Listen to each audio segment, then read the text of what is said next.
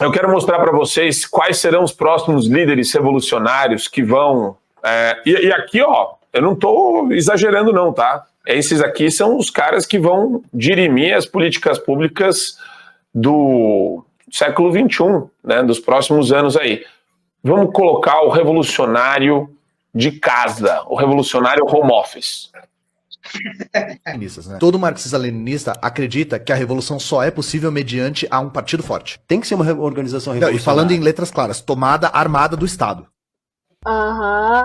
Sim. Few moments later. Eu vou dar um exemplo. Por que eu pude construir uma carreira na internet? Eu fiquei 1 ano sem ganhar dinheiro com a internet. Porque eu fui sustentado pela minha mãe nesse ano. Eu tenho um pouco de resistência, G, de tirar sarro desse cara. Eu tenho um pouco de resistência. Ele tem 200 mil inscritos no canal dele do YouTube. Eu acho que é mais até. Nada acontece com ele. Nada acontece. É impunidade. Deixa eu falar. Ele tem mais. Dá para fazer uma análise muito séria e muito aprofundada a respeito do que está acontecendo, que o Adriles trouxe, né? A banalidade do mal, o cara que é meio bobão, o cara que você vê que é sojadão. Você fala, esse cara nunca pegou numa arma, mas se ele pegar numa arma, ele mata alguém. E mata alguém que ele considera ser o contra-revolucionário. Esse cara facilmente mata uma pessoa. Facilmente. Vocês lembram aqui do clipe do Djonga arrebentando a cabeça de um ator que estava fazendo o papel de Luciano Hang? Sabe quem estava no fundo desse clipe? Este cara, Ian Neves. Ele estava fazendo parte do clipe. Então, a violência é a força motriz desse pessoal, Geisiane.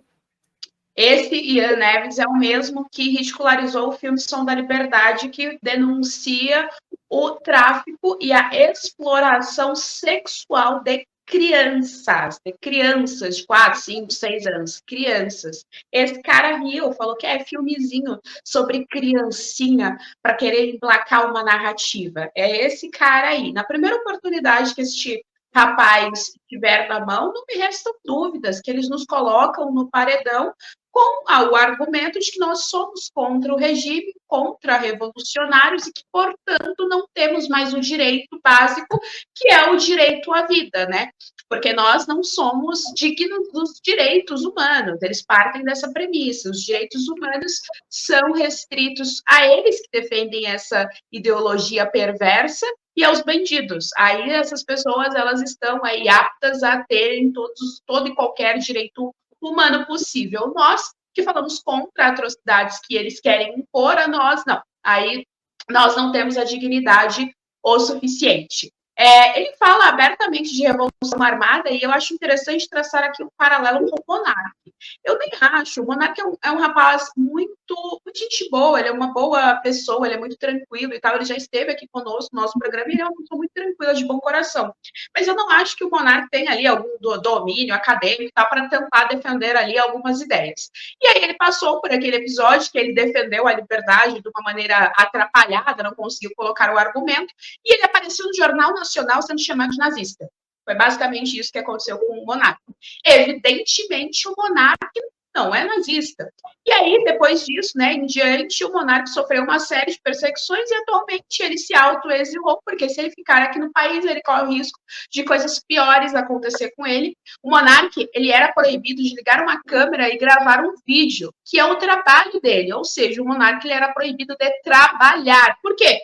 Porque ele não acreditava na lisura do processo eleitoral. Por causa de uma opinião pessoal dele, ele era proibido de trabalhar e sofreu uma perseguição ostensiva porque ele foi considerado alguém letal para a sociedade brasileira, quando, na verdade, a única letalidade que ele teria seria porque ele tem opiniões que são contra-revolucionárias, contra o regime.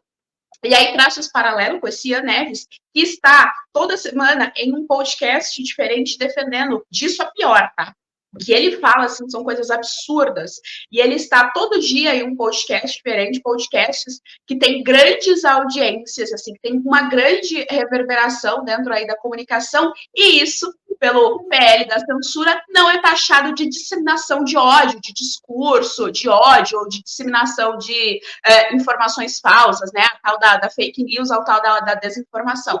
Não é taxado em nenhuma categoria de perseguição que o PL da censura queria impor aí a nós. Não é classificado, não é ali traçado nenhum tipo de analogia com ataques a escolas, mas senhoras com o terço na mão e a Bíblia, elas são presas porque estão com algum tipo de associação criminosa, sabe? Senhores de 70 anos, como vieram falar com a gente ali, as advogadas desse pessoal lá do CIPEC, senhores de 70 anos com tornozeleira sendo presos em estado de pânico, com o psicológico completamente abalado porque está sendo tratado pelo Estado como criminosos. Então, é isso que está acontecendo no nosso país, essa que é a realidade tristérrima da nossa sociedade. E se você pegar, é de uma fajutice muito canalha, né? O canal dele tem 294 mil inscritos. Se chama Cortes, tem o Cortes do História Pública e o dele acho que se chama História Pública, é uma coisa assim. É uma coisa grotesca.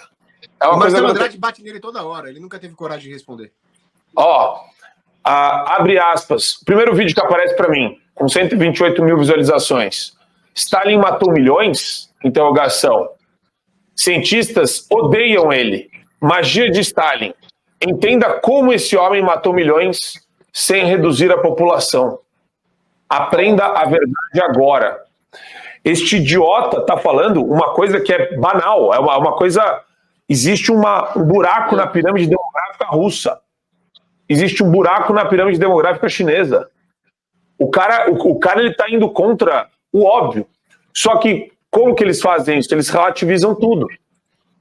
É muito, cara, é complicado, porque você coloca isso para uma criança, você deixa a tua criança navegando no YouTube livre para você ver o que acontece. Ela cai num passo. Esse Ian Neves, ele é tão desonesto e os comentários tão estúpidos ali, que ele não sabe que o próprio Stalin fez, através do Laurent Beria, várias realocações populacionais para destruir culturas locais, para cometer limpeza étnica. O próprio Stalin fazia isso de propósito.